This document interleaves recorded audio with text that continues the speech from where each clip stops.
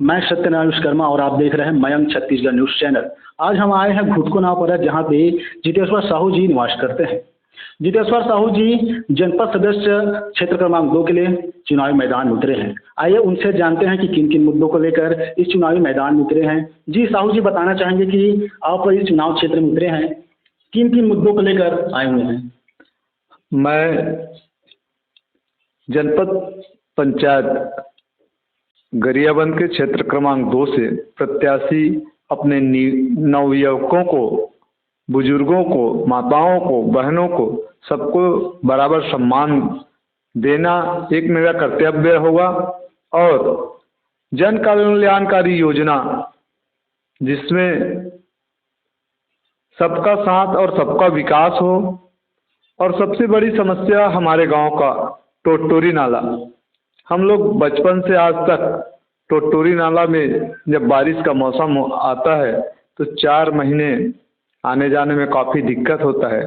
तो मेरा मेन मुद्दा है कि 5 साल अगर मैं जनपद पंचायत का चुनाव जीत के आता हूँ या नहीं भी जीतता हूँ तो आज मेरे साथ 100 युवाओं का टीम है, 200 माताओं का टीम है और पूरे गांव के बुजुर्गों का आशीर्वाद है। तो इन सब के साथ मिल कर के पहला मुद्दा है कि टोटोरी नाला में पुलिया का निर्माण करवाना।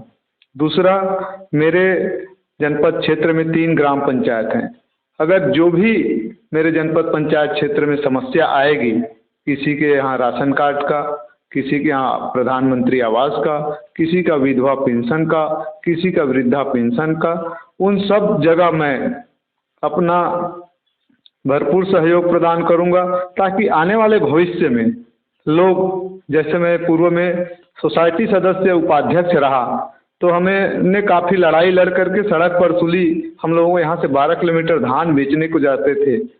लड़ाई लड़ने के बाद आज पास 4 किलोमीटर में हम समर्थन मूल्य का धान बेचने जा रहे हैं। जैसे हम लोगों के गांव में शिक्षकों की कमी थी, वहाँ भी हम लोग शिक्षकों की मांग को लेकर स्कूलों में ताला जड़े। हमारे किसानों का वन अधिकार पट्टा का पंजीयन नहीं हो रहा था पूर्ववर्ती सरकार 2020 में। तो हमने किसानों के साथ मिलकर तहसील कार्यालय का घेराव, एसडीएम का घेराव, कलेक्टर के घेराव करके हम अपने गांव के और हमारे क्षेत्र के जनता के बीच आए थे और वो समस्या निदान हुआ था। तो उस टाइम तो हम किसी भी प्रकार के कोई पद में नहीं थे।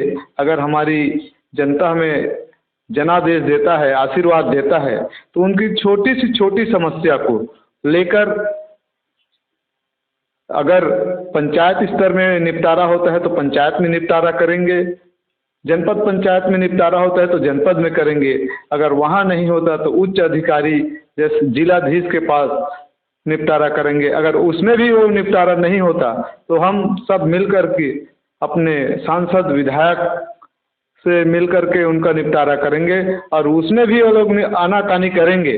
तो जो हम लोग पूर्व से एक शांति दूत बन करके शासन से अपना मांग रखते थे, वो मांग अगर पूरा नहीं होता था तो हमें रोड में आकर के अपना चक्का जाम, धरना प्रदर्शन, तो वो भी करेंगे जिसमें हमारे क्षेत्र की जनता को जो भी असुविधा हो रहा है उसमें जल्द से जल्द सुविधा प्राप्त हो। आया कि टोटोरी नाला में जो निर्माण होना था पुलिया का अभी तक नहीं हो पाया है, ये कितने वर्षों से है?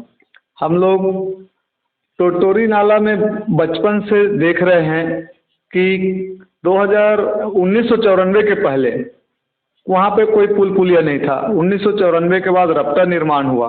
उसके बाद अपने क्षेत्र के सांसद विधायक को मांग करते करते थक गए हैं, लेकिन हम लोगों में जागरूकता की कमी के कारण कहें या हमारे पूर्व विधायक, पूर्व सांसद की अनदेखी कहें, लेकिन अब हमारे गांव के युवा बुजुर्ग सब जाग चुके हैं, एक संकल्प ले चुके हैं कि आने वाले सत्र में टोटोरी नाला की लड़ाई लड़ेंगे और उसमें पुलिया निर्माण करवा के रहेंगे।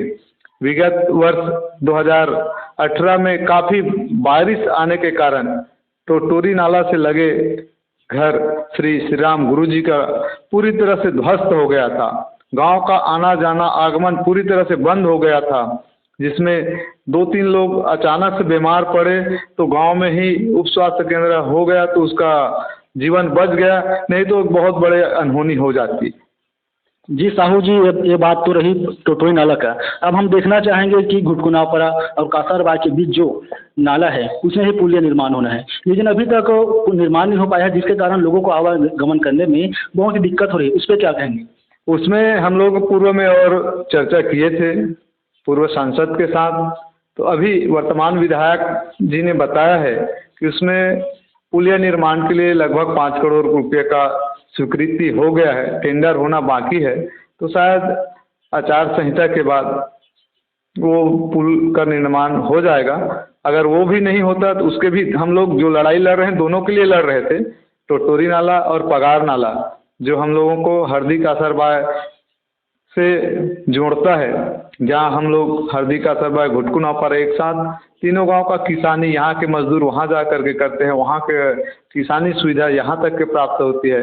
तो बारिश के दिनों में हम लोगों को काफ़ी दिक्कतों का सामना करना पड़ता है, क्योंकि जैसे हमारे मुंह के अंदर जीभ है, दोनों दांत के बीच में फंसा हुआ है, वैसे हमारे ग्राम घुटकुनापरा दोनों नाला के बीच फंसे हुए रहते हैं। बारिश के दिनों में हम लोगों का जनजीवन बहुत ही कष्टदायी होता है। अगर कोई बड़ा बीमारी हो गया तो गांव से हम लोग बाहर नहीं निकल पाते जिस दिन बाढ़ आता है। हमारे बच्चे स्कूल जाते जाते अगर बारिश आ गया तो बाढ़ के कारण स्कूल नहीं जा पाते। अगर वो बाहर स्कूल चल दिए हैं 11th-12 के लिए, वो बच्चे दोपहर छुट्टी के बाद 4 बजे के बाद जब आते हैं तो बारिश में अगर बाढ़ आ जाए गया होता है नाला में, तो गांव आने के लिए उन लोगों को घंटों बाहर इंतजार करना पड़ता है। और कई बार तो ऐसा हुआ है कि किसी का रिश्तेदार रहते हैं तो बहरा बूढ़ा हमारे पड़ोसी गांव है, वहां जा कर के रुकते हैं। तो हम लोग बहुत परेशान हैं और हम अपने विधायक, कलेक्टर, सांसद इन सबको कई बार अवगत करा चुके हैं। अब हमारे युवाओं में, गांव के बुजुर्गों में जोश आ गया है। इस चुनाव के बाद निश्चित हम लोग मांग पे मांग करेंगे। अगर हमारी सरकार हमारी बात को अनदेखा या अनसुनी करते हैं तो पूरे गांव वाले मिलकर के रोड में धरना प्रदर्शन, चक्का जाम करेंगे। साहू जी, आपने बताया कि ग्राम घुटकुनापरा के लिए ये करेंगे वो करेंगे, लेकिन आपके बीच में 2 पंचायत और आते हैं, हरदी पंचायत है और कच्छ पंचायत आते हैं, तो उसके विकास के लिए और क्या क्या करेंगे? वहाँ भी अभी मैं अपने चुनावी क्षेत्र में घूम रहा हूँ, जनता का आशीर्वाद ले रहा हूँ, तो वहाँ की भी काफ़ी समस्या सामने आ रही है। हरदी श्यामनगर स्कूल में अहाता निर्माण जो पूर्व हमारे जनपद सदस्य के द्वारा कराया गया था वो टूट गया है।